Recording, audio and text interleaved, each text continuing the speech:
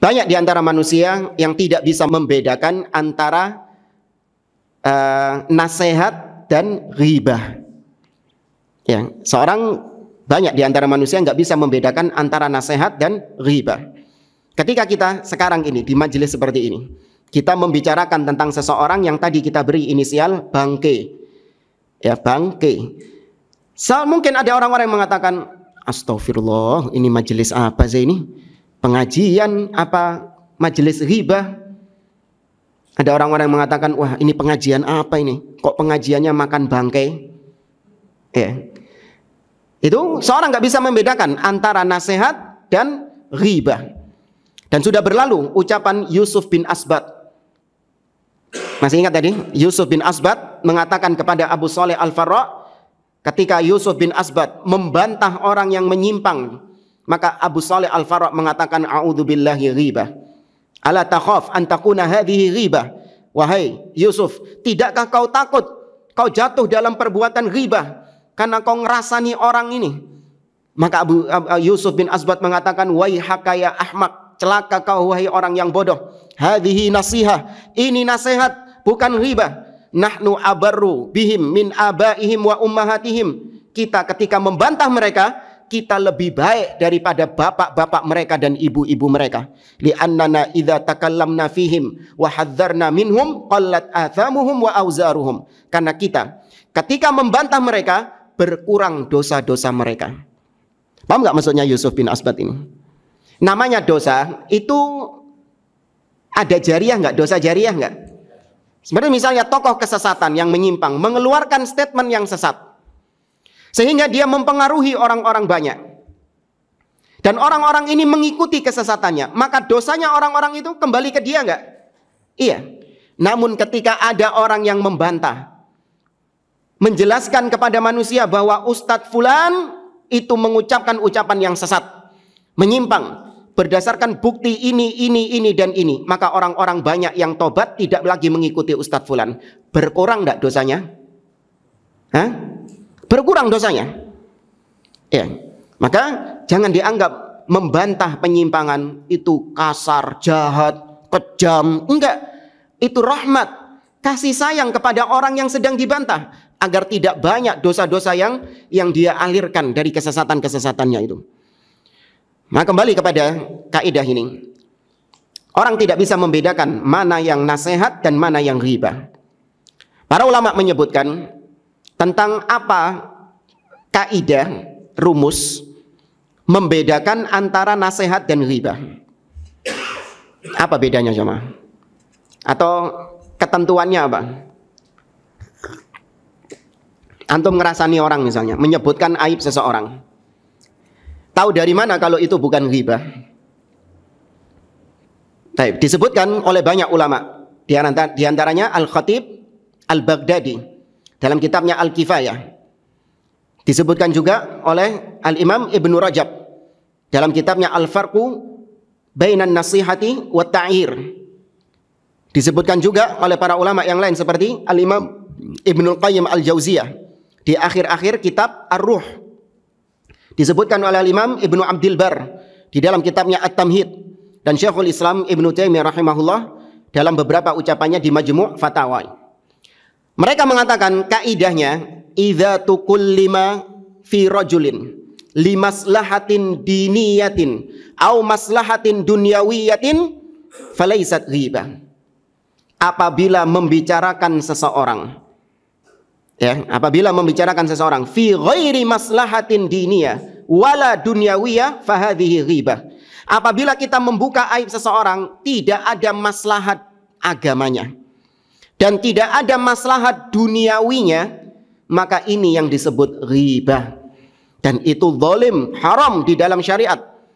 Allah mengatakan dalam surah Al-Hujurat, wala yaghtab ba'dukum ba'dha ayuhibbu ahadukum ayyakula lahma akhihi maitan fakarihtumuh.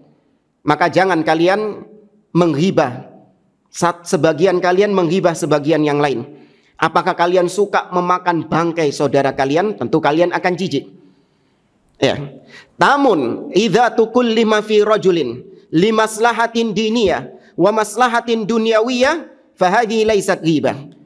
Kata para ulama, apabila kita membuka aib seseorang dalam rangka kemaslahatan agama atau kemaslahatan duniawi, maka ini bukan termasuk ghibah. Ini bukan termasuk ghibah. Dan para ulama berdalil dengan kisah Fatimah bintu Qais yang diriwayatkan oleh Imam Muslim.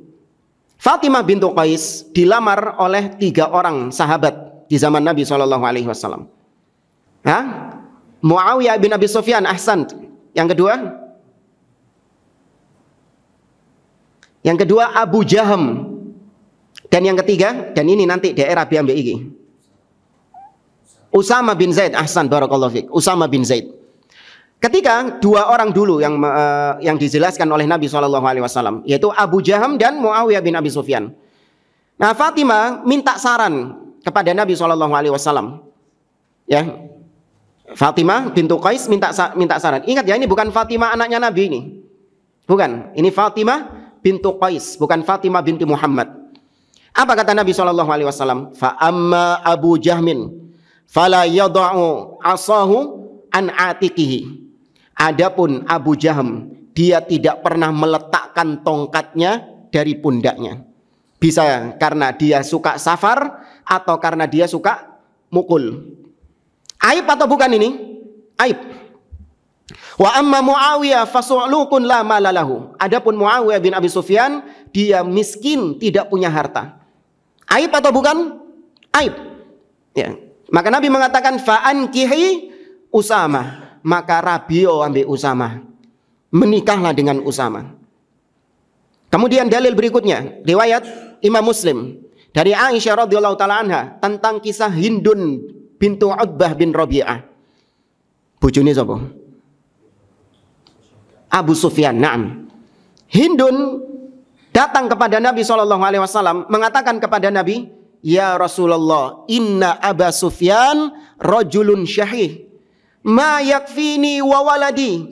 Wahai Rasulullah, sesungguhnya Abu Sufyan adalah lelaki yang medit, pelit.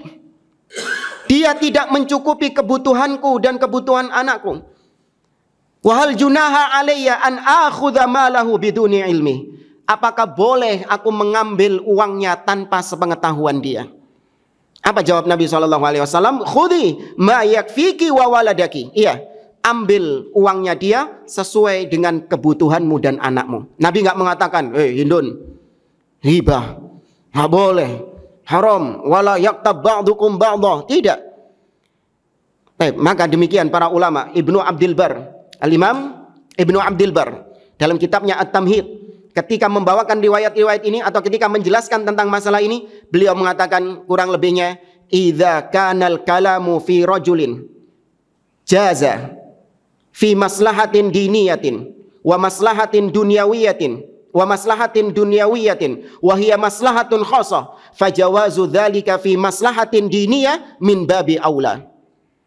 Kata beliau, kalau membuka aib seseorang padahal masalahnya adalah masalah duniawi dan itu masalah personal. Kembali ke hadis tadi jamaah. Fatimah membuka aib, menanyakan tentang Muawiyah dan Abu Jaham. Ini masalah personal atau masalah umat? Masalah personalnya dia. Dan yang ditanyakan adalah masalah duniawi, yaitu tentang masalah pernikahan. Ya, masalah duniawinya. Itu dibolehkan di dalam syariat. Maka apalagi kalau yang sedang dibicarakan ini adalah masalah agama. Maslahatnya itu maslahat agama. Dan itu maslahatnya bukan personal, tapi apa?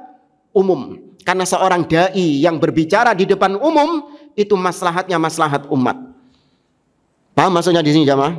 Ya, maka tentu lebih boleh lagi